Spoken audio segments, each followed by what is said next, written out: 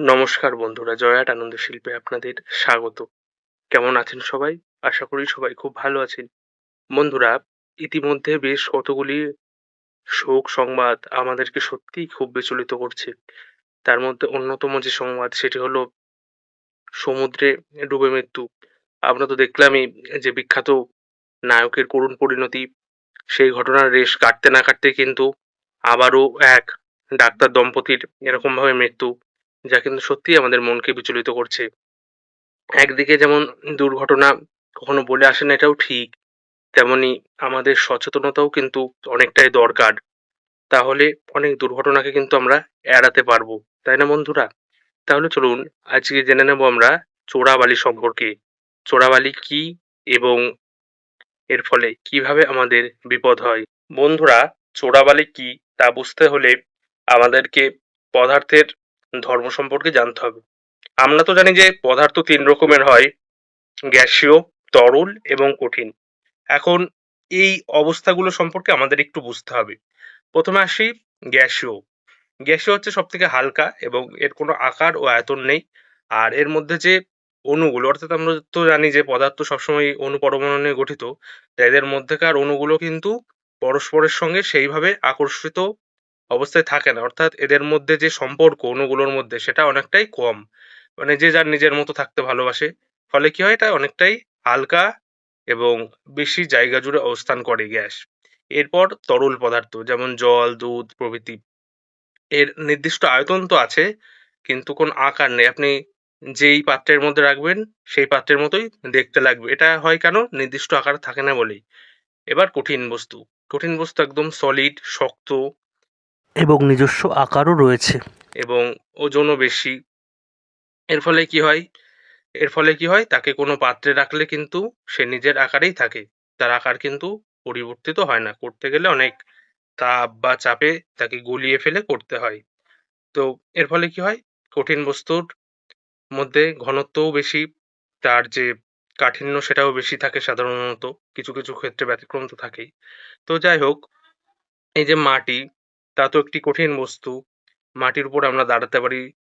আর তরলের উপর আমরা দাঁড়াতে পারি না, ডুবে যাবো। কিন্তু ভেসে থাকতে পারি। আমাদের দেহের আকারটাকে যদি আমরা একটু প্রসারিত করতে পারি, ওজনটাকে ডিস্ট্রিবিউট করতে পারি বা ছড়িয়ে দিতে পারি।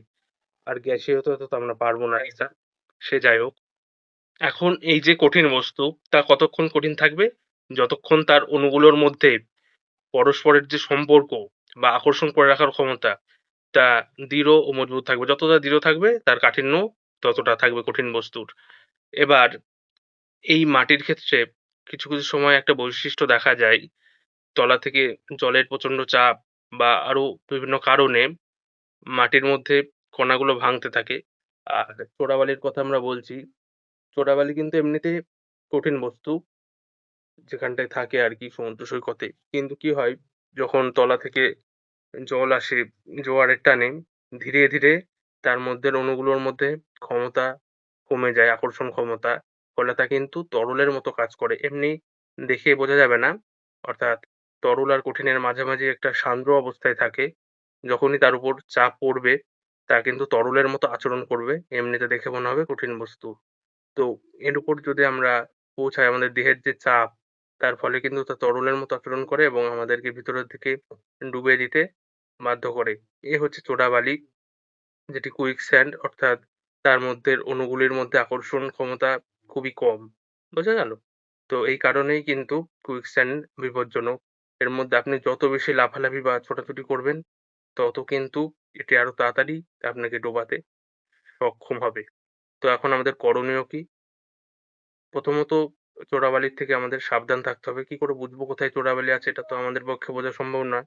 এইজন্য সেই জায়গা সম্পর্কে বইপত্র পড়তে হবে। তাছাড়াও সেখানে যে স্থানীয় মানুষদের সঙ্গে কথা বলতে হবে।